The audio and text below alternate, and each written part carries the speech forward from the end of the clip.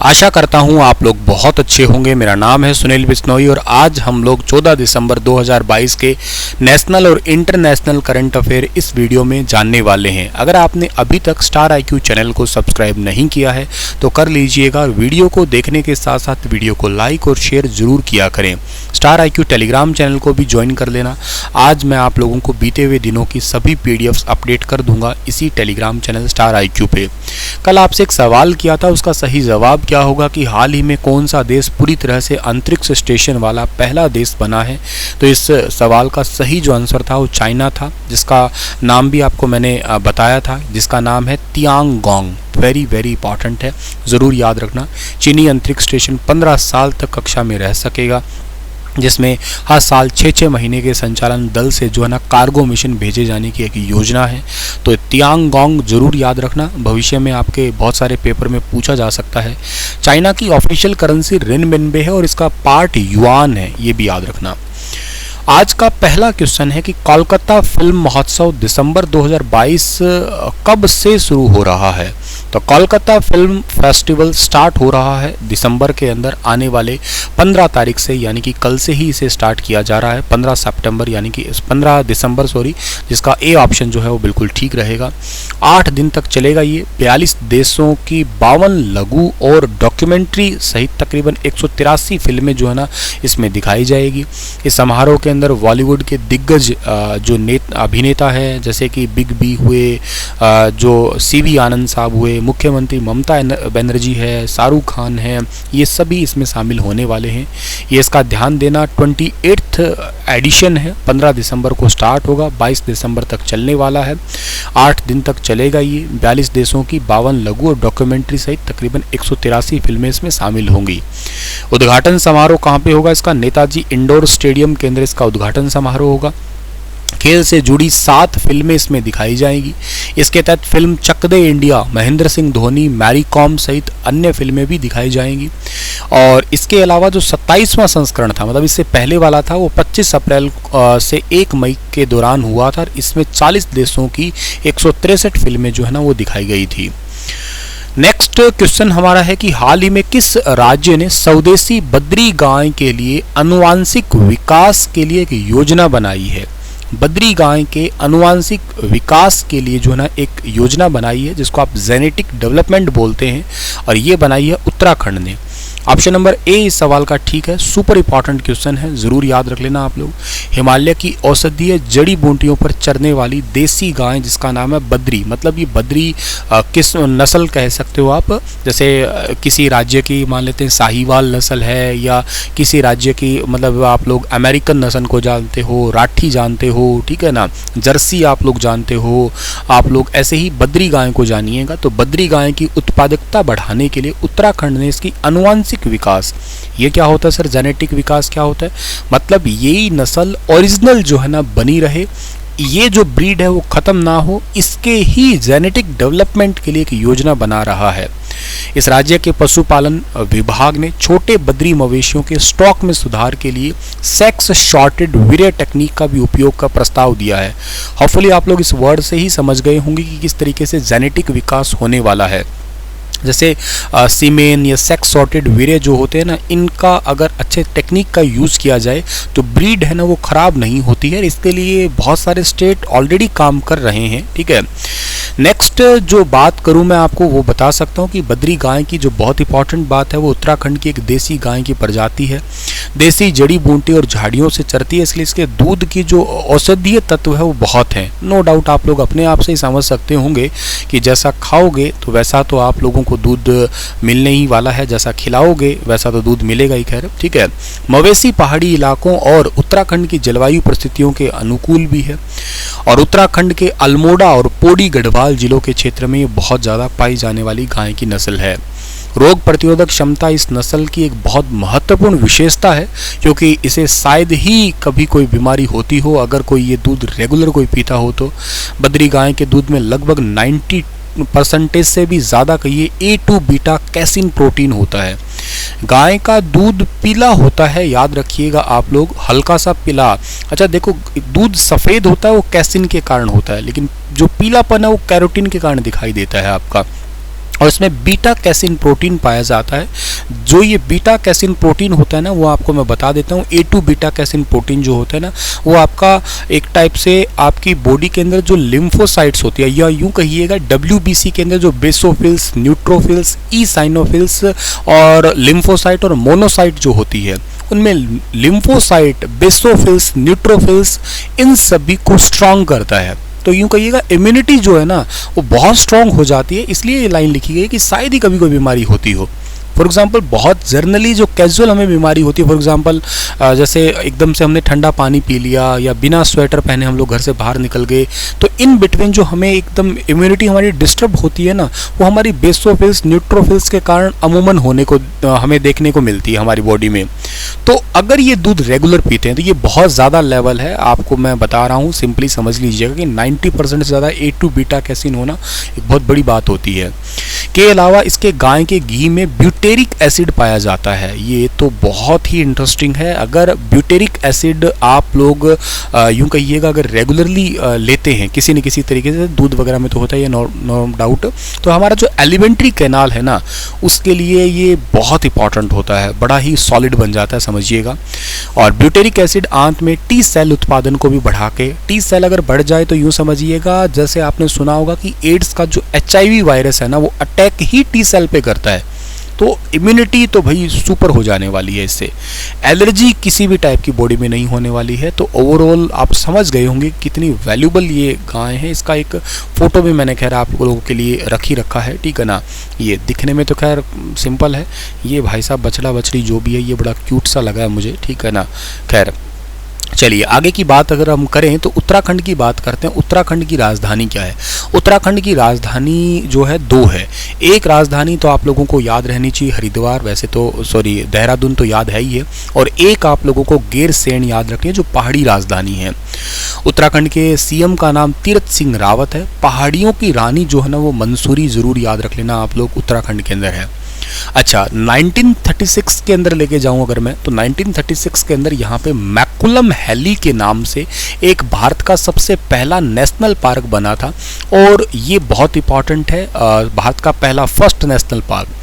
इसका later on बाद में नाम चेंज किया गया, और नाम चेंज इसका जिम कॉर्बेट नेशनल पार्क किया गया, लेकिन नवंबर 2021 की बात है तब इसका नाम फिर से चेंज हो गया, और अब इसका करंट में नाम है राम गंगा नेशनल पार्क। ये सुपर इंपॉर्टेंट है, याद रख लीजिएगा आप लोग, ठीक है। चलिए सर आगे बढ़ते हैं। तो हाल ही में Kathmandu International Mountain Film festival का कौन सा संस्करण मनाया जाएगा? तो जैसा कि आपको फोटो में भी दिखाई दे रहा है, इट्स 20th, ये 20वां आपका Kathmandu International Mountain Film festival होने वाला है। सस्टेनेबल समिट होने वाली है ये, और ये समिट जो है ना 8 से 12 दिसंबर 2022 के बीच में जो है ना वो सेलिब्रेट किया गया है। और Hindi film Ayana Kathmandu International Mountain Film Festival 20वें संस्करण में दिखाई गई है।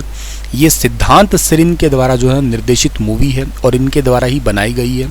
इस साल फिल्म फेस्टिवल का थीम जो रखा गया है वो सस्टेनेबल समिट रखा गया। ये तो थोड़ा ज़रूरी था आपके लिए, जो आप याद कर सकते हो। इसमें बहुत सारी डॉक्यूमेंट्री, फिक्शन, शॉर्ट्स और बहुत सारे जो एनिमेटेड फिल्में हैं ना, उनको भी एक साथ में विजुअलाइज किया गया। तकरीबन मैं दिखा सकता हूँ आपको, तकरीबन इसके अंदर जो ना नेपाली, कोरियाई, Hindi, Spanish, Russian and French, दियोली, इटालियन एंड लेबनानी जो लैंग्वेजेस की 55 से ज़्यादा मूवी है, उनको एक साथ प्रस्तुत किया गया था। नेपाल पर्यटन बोर्ड, जिसको आप लोग नेपाल टूरिस्ट बोर्ड के नाम से जानते हो, NTB भी कह सकते हो आप लोग, इसके प्रदर्शनी रोड पर 30 विभिन्न देशों के 60 से ज़्यादा फिल्मों को देखने का मौका भी मिला था। वैसे आपको मैं बता देता हूं कि कोविड पैंडेमिक के चलते हुए ये 2 साल बाद फिजिकल स्क्रीन पे फिर से स्टार्ट हुआ है। ये दुनिया भर की बहुत सारी फिल्मों को एक साथ दिखाना नेपाल देश के लिए एक बड़ी ही इम्पॉर्टेंट बात थी। ये भारत का अंतर्राष्ट्रीय फिल्म महोत्सव भारत, ये समारोह निदेशालय और गोवा राज्य सरकार के द्वारा हर साल आयोजित किया जाता है। अगर एशिया के मैं इंपॉर्टेंट फिल्म समारोह की बात करता हूं तो, और इस साल ये 20 नवंबर से 28 नवंबर तक आयोजित किया गया था गोवा के अंदर। एक बुसान इंटरनेशनल फिल्म फेस्टिवल जो दक्षिण कोरिया के अंदर, मैंने साउथ कोरिया के अंदर अभी थोड़ा टाइम पहले भी पढ़ाया था, पहला इंटरनेशनल फिल्म फेस्टिवल इसका 1996 के अंदर स्टार्ट हुआ था। 31 देशों की कुल 169 फिल्मों ने इसमें भाग लिया था आपका। तो ये एशिया के अंदर बहुत इंपॉर्टेंट फिल्म समारोह है, जिसमें भारत का तो इंपॉर्टेंट है ही है, जो अभी रिसेंट वाला है याद रखना। एक बुसान वाला भी याद कर सकते हैं आप। एक हांगकांग इंटरनेशनल फिल्म फेस्टिवल है जो कि हांगकांग में होता है, हांगकांग इंटरनेशनल फिल्म सोसाइटी के द्वारा आयोजित किया जाता है। इसका उद्देश्य है कि विश्व सिनेमा को जनता के लिए सुलभ और थोड़ा सा सस्ता बना देना। एक संघाई इंटरनेशनल फिल्म फेस्टिवल जो कि चाइना के अंदर होता है, इसमें फिल्म उद्योग का जश्न मनाते हुए पहली बार इसको 1994 के अंदर जो है ना वो आयोजित किया गया था। इसका 24वां संस्करण अभी रिसेंटली 2021 के अंदर हुआ था, जिसमें 113 देशों की लगभग 4,500 के आसपास 4,443 फिल्मों की जो है ना भागीदारी दिखाई गई थी। सुपर इंपॉर्टेंट करंट अफेयर था, सुपर इंपॉर्टेंट डिटेल थी इसकी, ठीक है ना। तो ये क्वेश्चन आप लोगों को जरूर याद कर लेना है। हाल ही में किस देश के आई स्पेस ने दुनिया का पहला कमर्शियल मून लैंडर लॉन्च किया है? Recently which countries I space launch the world first commercial moon lander? इस क्वेश्चन का सही जो आंसर रहेगा वो जापान रहेगा, हिंदी में जापान कहिएगा इसे आप लोग। जापान ने रिसेंटली इसको लॉन्च किया है। एक जापानी अंतरिक्ष स्टार्टअप है जिसका नाम है आई स्पेस इंक। इन्होंने जो है ना रिसेंटली हाकोतो आर मिशन के तहत स्पेस एक्स फाल्कन 9 रॉकेट से चंद्रमा पे अपना निजी लैंडर M1 लॉन्च किया है। इसके तहत लैंडर पर चंद्रमा पर पहुंचने में लगभग 5 महीने लगेंगे और जापान की कंपनी आई स्पेस के हाकोतो आर मिशन 1 के तहत लैंडर व रोवर को चंद्रमा पर जो है ना वो भेजा गया है।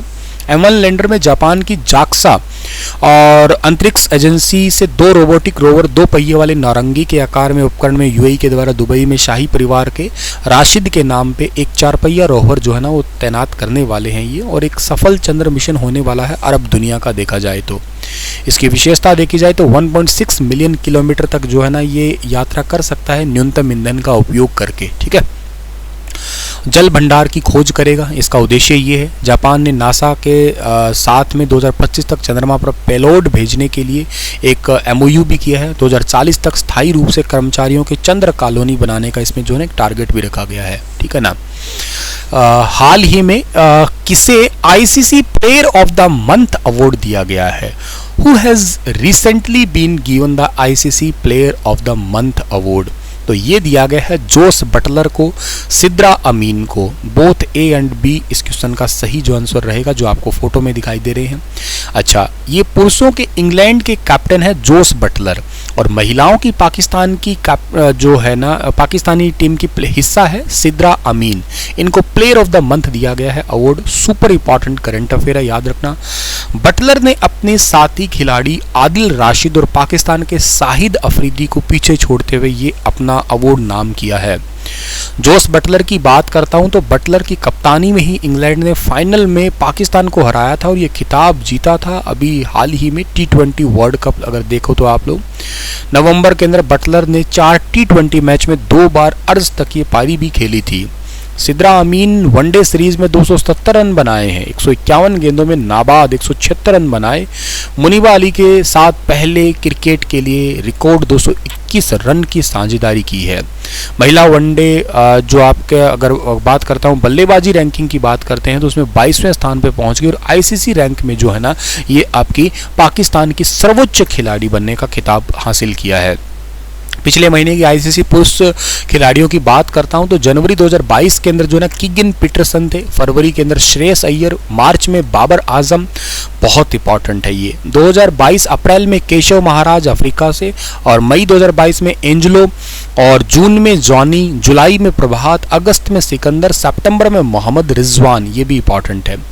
और तो ये तो महिलाओं की बात करता हूँ अगर तो मैं महिलाओं के अंदर हीदर नाइट जनवरी में, फरवरी में अमेलिया, मार्च में राचेल और अप्रैल में एलिसा इंपॉर्टेंट है, और मई में तुबा, जून में मैरिजन, जुलाई में एम्बा इंपॉर्टेंट है, अगस्त में तहलिया और सितंबर में हरमनप्रीत कौर भारत की अगेन इंडिया के लिए इंपॉर्टेंट है। हाल ही में किस देश ने महिलाओं के हस्ताक्षर वाला पहला बैंक नोट छापा है? First bank note with signature of women. इस देश का नाम है अमेरिका। ऑप्शन नंबर ए इस सवाल का बिल्कुल ठीक रहेगा, अमेरिका ने छापा है। आईसीसी, अच्छा ये एक ना बाय मिस्टेक जो है ना पिछले क्वेश्चन का स्लाइड यहाँ पे रह गया होगा, ठीक है ना। आईसीसी की स्थापना वैसे बता देता हूँ पिछले क्वेश्चन के अकॉर्डिंग 15 जून 1909 को हुई थी। आईसीसी के अध्यक्ष का नाम ग्रेग बागले हैं, ये न्यूजीलैंड के हैं, याद रखना। आईसीसी के सीईओ का नाम जॉफ एलार्डिस है और इसका हेडक्वार्टर दुबई के अंदर पड़ता है। खैर इस क्वेश्चन पे दोबारा आता हूं मैं कि बैंक नोट छापा रिसेंटली किसने, अमेरिका ने छापा है। यूएस की जो ट्रेजरी सेक्रेटरी है, अच्छा देखो मेरी बात सुनो ध्यान से, इंडिया के अंदर जैसे फाइनेंस डिपार्टमेंट होता है ना, वैसे ही वहाँ पे ट्रेजरी डिपार्टमेंट होता है। वहाँ इंडिया में जैसे वित्त मंत्री है, तो अमेरिका में वित्त मंत्री नहीं होता है, अमेरिका के अंदर ट्रेजरी सेक्रेटरी होता है। भारत में भी सेक्रेटरी नाम की पोस्ट होती है, पर ये सेक्रेटरी पोस्ट को अपॉइंट करने के लिए आईएएस जैसी पोस्ट को क्लियर करना पड़ता है, मतलब आईएएस जैसे पद के बाद ही सेक्रेटरी जैसे जो है ना पोस्ट मिलती है। लेकिन वहाँ पे सेक्रेटरी बोलते हैं वित्त मंत्री को। यूँ समझो जैसे भारत में निर्मला सीतारमण वित्त मंत्री है, एज इट इज वहां की जो वित्त मंत्री है उनको आप लोग बोलोगे, उनका नाम है जेनेट येलन। कहीं मैंने लिखा होगा इसमें, हाँ ये जेनेट येलन है लिखा हुआ है, फेडरल रिजर्व की पहली महिला प्रमुख भी है ये, तो ये याद करना, ये यूएस की ट्रेजरी सेक्रेटरी है इनका नाम। तो हाँ अब बात सुनो क्या है कि संयुक्त राज्य अमेरिका के वित्त मंत्रालय ने 2 महिलाओं के हस्ताक्षर वाला पहला अमेरिकी बैंक नोट जो है ना वो डाला है। $1 और $5 के ये 2 नोट हैं, अमेरिकी वित्त मंत्री जेनेट येलन और लिन मारोबा के हस्ताक्षर इस पे किए गए हैं। ग्रीन बैंक भी इसको कहा जाता है, करेंसी नोट को याद रखना। लिन मेलरबा एक मूल अमेरिकी महिला है और मोहगन जनजाति के प्रमुख है। संयुक्त राष्ट्र के कोषाध्यक्ष पद पे जो है ना ये आसीन है। और जेनेट येलन को तो आपको बता ही दिया मैंने, ट्रेजरी डिपार्टमेंट मतलब वित्त मंत्री ही है यहाँ की। आयुष्मान भारत स्वास्थ्य कार्ड बनाने में राज्य टॉप पे कौन सा है? आयुष्मान भारत स्वास्थ्य कार्ड बनाने के मामले में जो है ना राज्य टॉप पे है J&K, ठीक है ना, जिसमें 5 लाख रुपए तक का सालाना इलाज जो है ना वो दिया जाता है। कन्वेक्शन हरियाणा सेंटर वाराणसी उत्तर प्रदेश में आयोजित सार्वभौमिक स्वास्थ्य कवरेज दिवस 2022 के उत्सव के दौरान जम्मू कश्मीर को ये उपलब्धि दी गई है। टेली परामर्श के अंदर दूसरा स्थान हासिल किया है J&K ने, ठीक है। और उत्तर प्रदेश की राज्यपाल भी यहाँ पे वर्चुअल रूप से हिस्सा लिया था, ठीक है। चलिए इसी के साथ में आपको ये सेशन वाइंड अप कर रहा हूँ। हाँ ये बात याद रखना, जम्मू कश्मीर की स्थापना कब हुई थी? 31 अक्टूबर 2019 को हुई थी, ठीक है ना। केसर यहाँ का फेमस GI टैग प्रोडक्ट है, के साथ गुच्ची मशरूम भी है। आपके लिए क्वेश्चन ड्रॉप करके जा रहा हूँ, हाल ही में कौन सा देश हाल ही में देश का कौन सा हवाई अड्डा दूसरा सबसे बिजी हवाई अड्डा बना है?